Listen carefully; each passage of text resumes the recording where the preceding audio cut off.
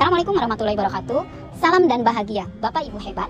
Saya Lisa Sri Andarmuni, pengajar Bimbingan Teknologi Informasi dan Komunikasi di kelas 12 SMA Negeri 1 Cililin, Kabupaten Bandung Barat, Jawa Barat.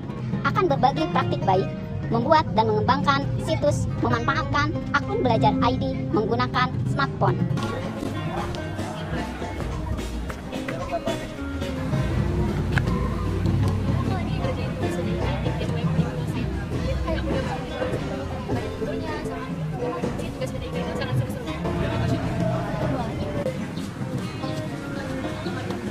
SMA Negeri 1 Cililin merupakan sekolah yang masih menggunakan kurikulum 2013 karena belum mendapatkan SK pelaksanaan implementasi kurikulum merdeka secara mandiri.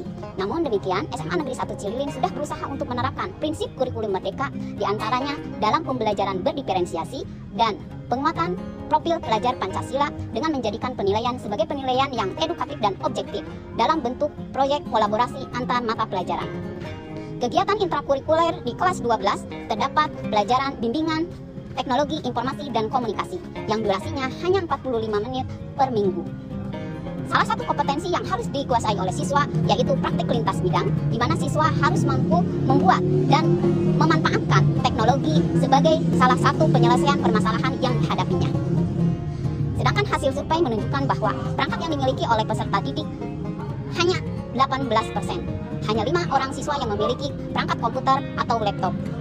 Oleh karena itu, perlu adanya sebuah strategi untuk mencapai tujuan yang diharapkan, yaitu berupa praktik membuat dan mengelola artefak komputasional dengan memanfaatkan akun belajar ID, yaitu membuat situs statis menggunakan smartphone. Praktik ini baik karena selain dapat dikembangkan oleh peserta didik, juga dapat dikembangkan oleh para pendidik, dijadikan sebagai portal pembelajaran. Adapun tantangan yang dihadapi dalam melakukan praktik baik ini yaitu yang pertama, durasi pembelajaran TIK hanya 45 menit. Tentunya waktu ini tidak cukup untuk melakukan proses mulai dari identifikasi masalah sampai dengan mengembangkan solusi. Yang kedua, adanya anggapan bahwa membuat situs itu hanya bagi orang yang memiliki kemampuan coding atau bahasa pemrograman tertentu. Yang ketiga, ada anggapan bahwa membuat situs itu harus menggunakan perangkat komputer atau laptop.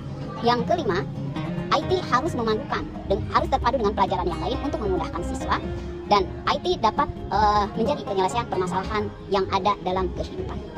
Adapun aksi yang dilakukan yaitu berkoordinasi dengan guru PKWU dalam menentukan tema proyek, yaitu berekayasa dan berteknologi dalam membangun NKRI. Yang kedua, melakukan pendekatan saintifik sehingga siswa mengalami pikir kritis, mempraktikkan dan bersikap ilmiah. Sehingga dengan hal itu siswa dapat membangun konsep dan pengetahuan secara mandiri, membiasakan dalam merumuskan masalah, menghadapi dan menyelesaikan permasalahan. Yang ketiga, menentukan metode yaitu just-in-time teaching, di mana sebelum pembelajaran siswa diarahkan untuk mengeksplor media pembelajaran disesuaikan dengan kecenderungan belajarnya.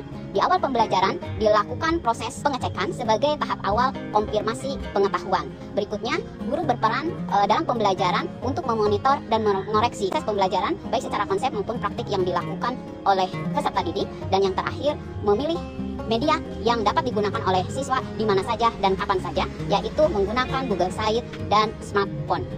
Adapun proses yang dilakukan, yang pertama adalah menyampaikan tujuan kepada peserta didik, yang kedua membuat kesepakatan belajar, yang ketiga mengecek akun belajar siswa.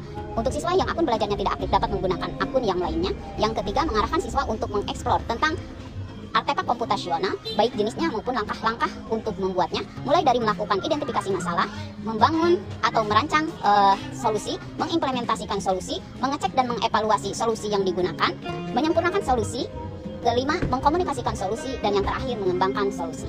Sehingga waktu PBM hanya digunakan untuk proses konfirmasi, baik konsep maupun setiap praktik yang dilakukan oleh siswa. Perubahan yang terjadi dari praktik baik ini yaitu siswa mendapatkan pengalaman bagaimana membuat situs yang dapat digunakan sebagai tempat untuk berbagi portofolionya atau berbagi informasi baik dengan menggunakan akun belajar ID, yaitu memanfaatkan Google Sites dengan perangkat smartphone.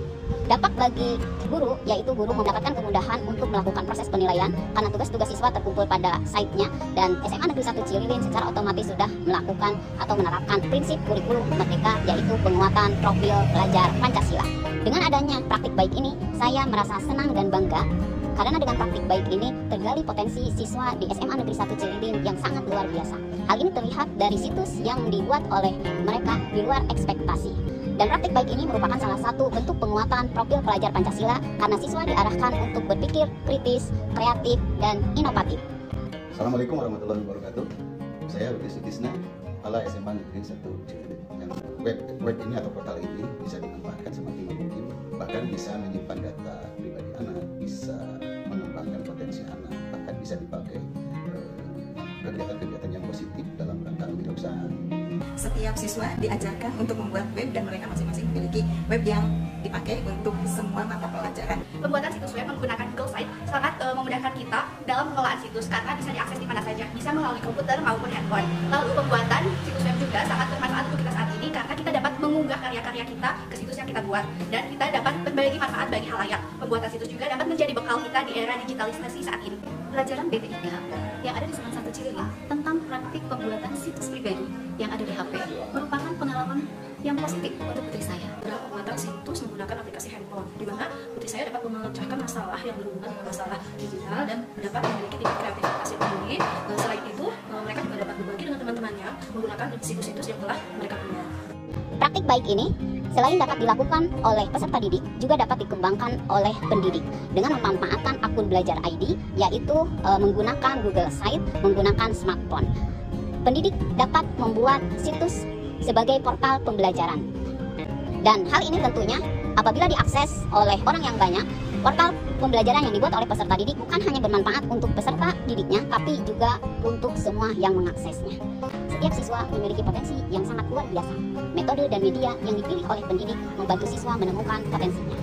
Semoga kita dapat menjadi pendidik yang dapat membantu peserta didik menemukan potensinya agar selamat dan bahagia. Semoga bermanfaat. Assalamualaikum warahmatullahi wabarakatuh.